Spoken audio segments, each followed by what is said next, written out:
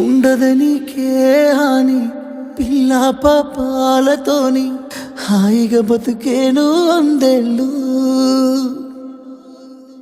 నువ్వు పువ్వులు అల్లుకొని పోతున్నవే అత్తగారింటికి, నే పువ్వులు జల్లుకొని పోతున్ననే కాలే తాటికి. నువ్వు పువ్వులు అల్లుకొని పోతున్నవే అత్తగారింటికి, నే పువ్వులు జల్లుకొని పోతున్ననే కాలే